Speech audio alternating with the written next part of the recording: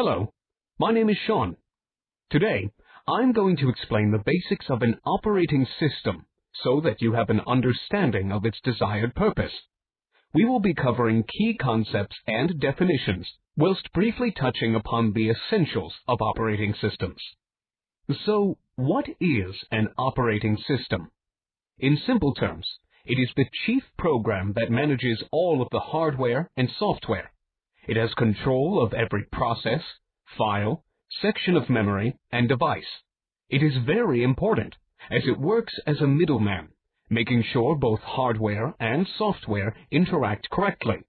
Windows, Mac OS, Linux, and Unix are the big operating system contenders, and all have their own advantages and/or disadvantages, but they are all based off the same concept. There are 4 essential managers of every operating system, and they all work together like a team to get jobs completed.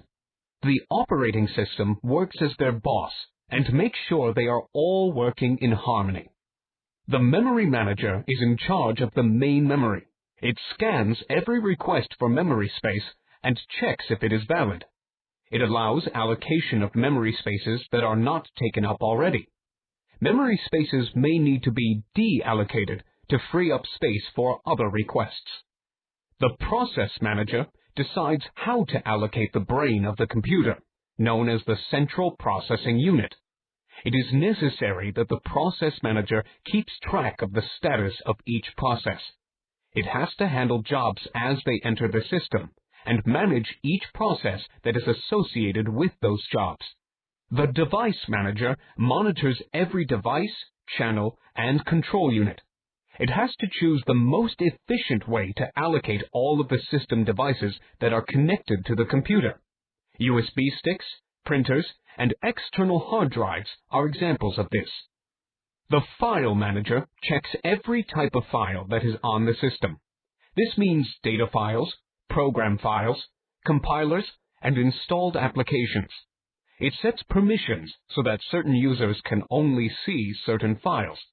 So when you log into your guest account, you cannot browse through the administrator's files, as you do not have the permission to do so. Another manager worth mentioning is the network manager. This provides a way for users to share hardware and software resources while also controlling the user's access to them. So, we now understand how it works under the hood. So how do we, the user, interact with the operating system? We rely on the use of a user interface. This gives us a visual understanding of what we are trying to do when we interact with the system. So when you click and hold a file to move it into a folder, you're making the managers work to carry out the request. In the next few tutorials, we will be digging deeper into managers and looking at how they work together. This has been Sean, and do not forget to subscribe to the SMKS channel.